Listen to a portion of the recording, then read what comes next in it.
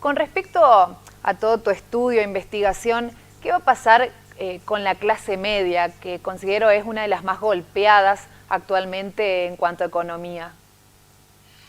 Es probable que vayamos a una sociedad mucho más fragmentada, en clases distintas. Una parte de esa clase media, por ejemplo, profesional, es una clase media que se va a potenciar con toda esta inteligencia artificial. Recién les contaba el caso de las inteligencias artificiales aplicadas, algoritmos aplicados a la detección de diagnóstico médico que potencian la productividad de los médicos. Entonces los médicos que están trabajando con inteligencia artificial de golpe tienen mucha más productividad, van a ganar más, les va a ir mejor. Pero también les contaba casos de una clase media más media, sin formación profesional, que hoy es una clase media que por ahí es chofer de un taxi, o tiene un taxi bueno, o tiene un transporte, y que va a ser reemplazado por inteligencia artificial que tiene que ver con vehículos autónomos. O la clase media comerciante tradicional, que ahora empieza a ser reemplazada por la uberización. Fíjense que la pandemia generó un cierre de comercios masivos en todo el país, pero guarda, porque buena parte de los comercios que creemos que cerraron por la pandemia no van a volver a abrir, aun cuando estemos todos vacunados el año que viene, porque cambiamos en este camino nuestra forma de comercialización. Usamos mucho más plataformas, que son el Uber del comercio, por ejemplo, Mercado Libre. Entonces Claro. pedimos un montón de productos por Mercado Libre, y Mercado Libre creció 85% de la facturación en dólares en el mismo contexto en el cual los comercios cerraban a pedazos y se caían a pedazos. Entonces, y eso reconfigura toda la clase media. Al mismo tiempo, una parte de la clase media trabaja en el Estado, es burocracia estatal, y hay que ver también cómo los estados van a resistir el avance de la inteligencia artificial, porque, por ejemplo, les va a costar más cobrar impuestos, porque, por ejemplo, a los estados modernos les va a costar emitir monedas porque empieza la competencia de las criptomonedas, etc. Entonces, se va a reconfigurar una clase media mucho más heterogénea que ahora, con sectores a los cuales le va a ir mucho mejor y va a crecer esa clase media alta, sectores que se van a caer en esta transformación que estamos contando digital y van a estar en una clase media vulnerable, y sectores de una clase media media mucho más dinámica que antes. Claro. La importancia de reinventarse, ¿no? De leer lo que el cliente quiere y la sociedad busca también. Bueno, también quería consultarte qué opinas con respecto a lo que plantean Piketty y Stiglitz sobre la necesidad de aumentar los impuestos al 1% más rico del mundo como una forma de reducir la desigualdad. Vamos a un mundo que, con todos estos avances de la inteligencia artificial y de la uberización, va a ser mucho más abundante que el mundo actual. De eso no hay dudas. Los pronósticos de la gente de la singularidad son que va a pasar este crecimiento. Si vos miras para atrás en los últimos 90 años, el crecimiento del ingreso per cápita mundial se multiplicó por 7, el ingreso per cápita mundial.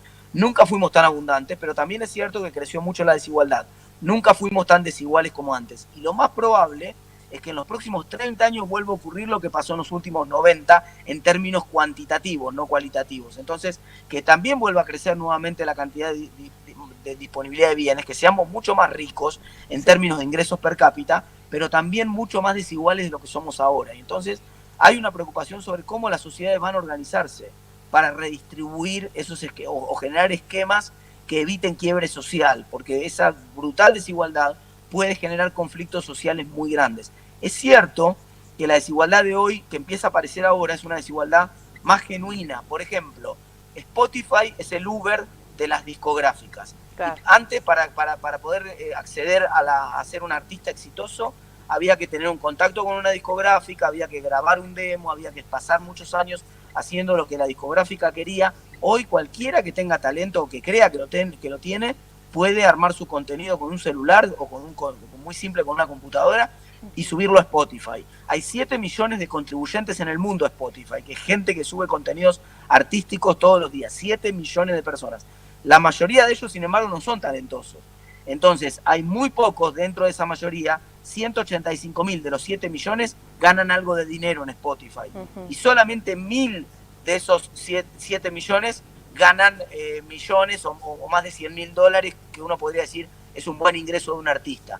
Entonces, vamos a una sociedad más desigual, pero al mismo tiempo mucho más democrática en el acceso. Ahora cualquiera que cree que tiene talento puede grabar su video y subirlo a Spotify, y la gente decide si lo quiere consumir o no. Lo que pasa es que el talento no está tan igualmente distribuido como nos gustaría. Es más bien una cosa excepcional que la norma. Y entonces eso genera una sociedad con distribución del ingreso bastante más desigual. En ese contexto hay muchas propuestas. Algunas propuestas tienen que ver con cobrarle impuestos a los robots o con hacer un ingreso básico universal, es una posibilidad. Otras propuestas tienen que ver con cobrar, como decía Friedman, un impuesto negativo, o sea, un subsidio para aquellos que están por debajo de la línea de la pobreza para ayudarlos a tener un bienestar mejor. Y finalmente está esta propuesta tipo Piketty de cómo podemos hacer para cobrarle al 1% más pobre. Lo que pasa es que los estados cada vez tienen más dificultad en cobrar impuestos a ese 1% más pobre, porque en la nueva tecnología el valor no se agrega con una fábrica en un lugar físico. El valor se agrega sin trabajo. Entonces yo puedo montar el servidor donde quiera, en cualquier lugar del mundo, y por ejemplo soy Waze y genero un montón de valor agregado con un servidor que puede estar en Tanganica, en cualquier lugar del mundo. Entonces es muy difícil para los estados cobrarles esos impuestos a esas personas y hay que ver si generan el incentivo adecuado a la acumulación de capital que también estamos buscando como sociedad, ¿no? Bueno, con el ejemplo que mencionabas de Spotify, ¿es como que de alguna manera se va a reducir la cadena de comercialización, una cosa así? Sí, tal cual, porque de hecho ya está pasando. Se está uberizando, por eso yo decía que uno de los grandes fenómenos, además de la inteligencia artificial, era el de la uberización de la economía. Claramente se está uberizando la cadena de intermediación, porque la cadena de intermediación es lo más fácil de uberizar. Uber quiere decir conectar más fácil, todos lo saben, un chofer con una persona que necesita un viaje. Pero ¿qué era la remisera tradicional que hacía ese trabajo? Un intermediario. Ahora Uber es un intermediario más eficiente. Y ese proceso de intermediación se hizo más eficiente en el comercio, sobre todo, que vos me preguntabas recién, con Mercado Libre o con Amazon en Estados Unidos. En plena pandemia, en Estados Unidos, Amazon creó 500.000 puestos de trabajo en Estados Unidos en plena pandemia, que es lo mismo que crea la economía argentina en 2 años muy buenos. Una sola empresa en Estados Unidos creó todo ese empleo. Y ya les conté que Mercado Libre creció en Argentina 85% de la facturación en dólares. Se está uberizando dramáticamente entonces el comercio. Y la pregunta es, ¿qué más? ¿Qué es lo que se va a uberizar ahora próximamente? Probablemente los servicios financieros, los bancos tradicionales también están bajo ataque, probablemente las inmobiliarias, probablemente los medios de comunicación, como los medios en los cuales yo me desempeñé hasta ahora, también están bajo ataque porque hay redes sociales que hacen el mismo trabajo que antes hacían los medios de manera también mucho más eficiente, ¿no?